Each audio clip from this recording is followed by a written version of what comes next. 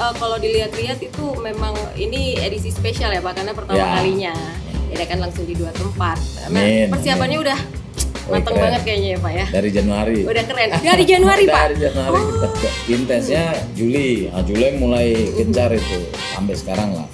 Tapi kita udah membahas itu sejak Januari. Dan pelaksanaan sekarang kan hybrid. Iya, jadi 2 tempat, tapi satu kesatuan dia. Iya.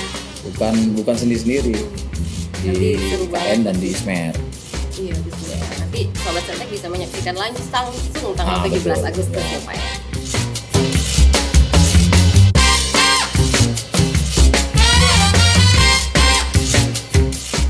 Hai Sobat Setnek, kembali lagi dalam Space Setnek Punya Cerita. Nama saya Nesti, hari ini saya akan menjadi host dalam episode Space persiapan pengamanan dalam penyelenggaraan Hari Ulang Tahun ke-79 Kemerdekaan Republik Indonesia.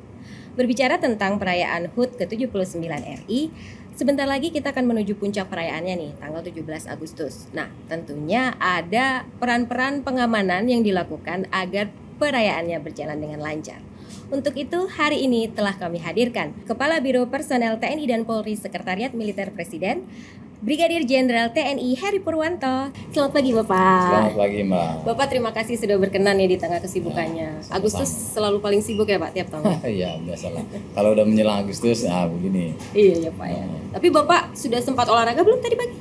Ya sempet lah, walaupun cuma setengah jam.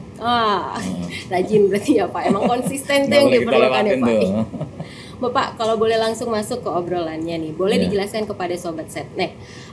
Sebenarnya dalam Sekretariat Militer Presiden itu, tugas dan fungsinya itu apa Pak?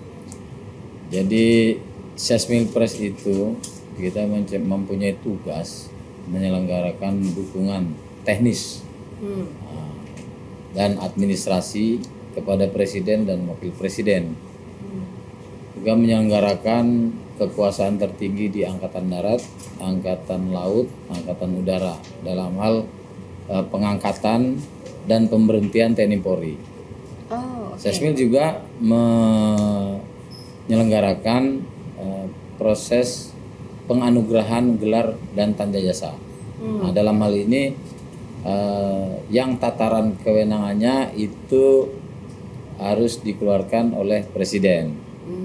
Sesmilpres sebagai Sekretaris Dewan Gelar Tanda Jasa dan Kehormatan. Juga Sesmil mengkoordinasikan pengamanan Presiden, Wakil Presiden, keluarganya dan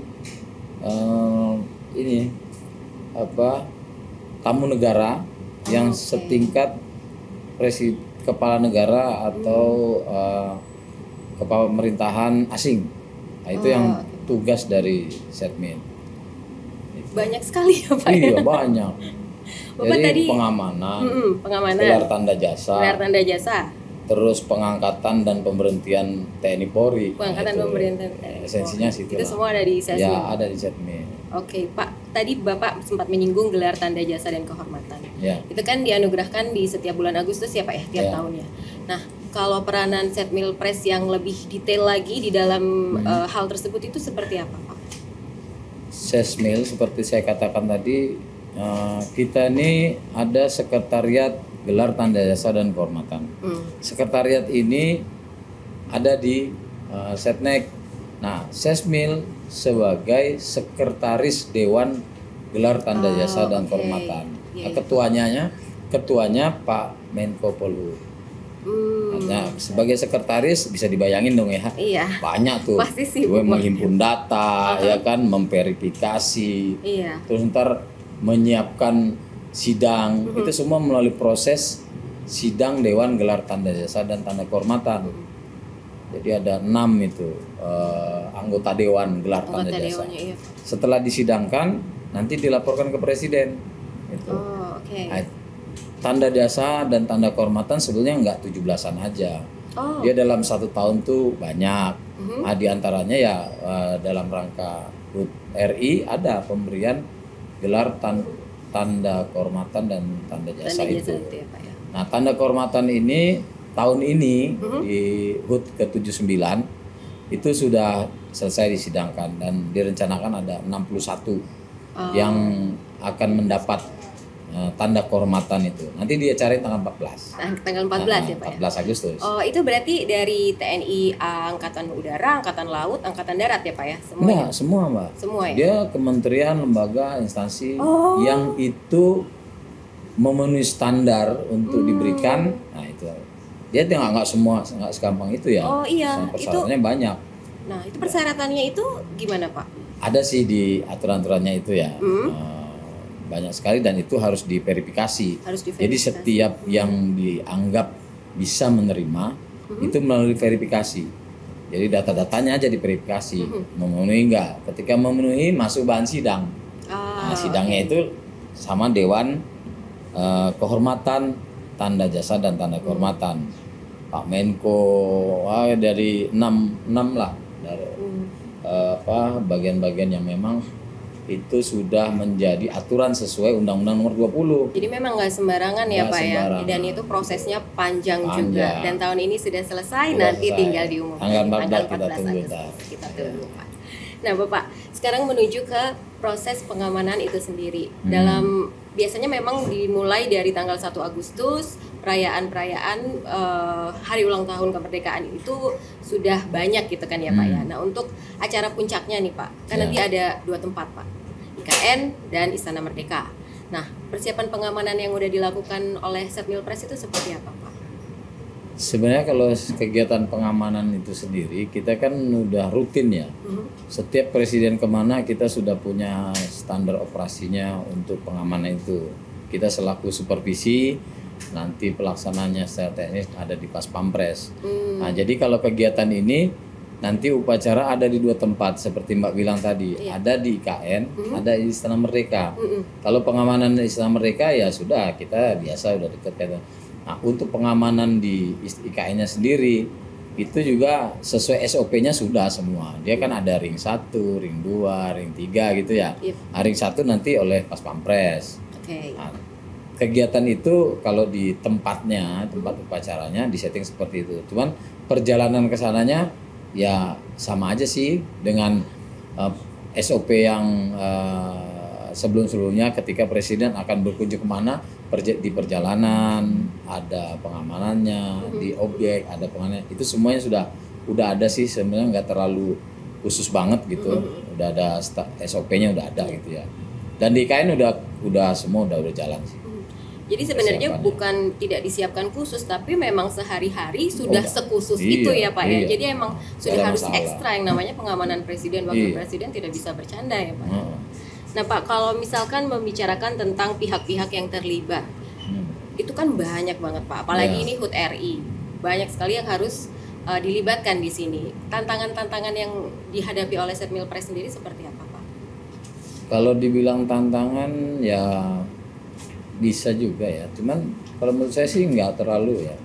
Semua itu adalah bukan tantangan tapi hal-hal yang perlu kita atensi untuk bisa menyukseskan ya, membuat perencanaan terus sehingga mensukseskan acara itu sendiri. Itu alhamdulillah semua bisa diatasi. Mulai dari persiapan personil ya kan, kita ngerahkan tidak hanya wilayah Kaltim, tapi pasukannya tuh kita juga membawa dari luar Kaltim. Materialnya juga gitu, karena pasukan bawa dari luar Kaltim, materialnya ada sebagian yang bawa dari luar Kaltim.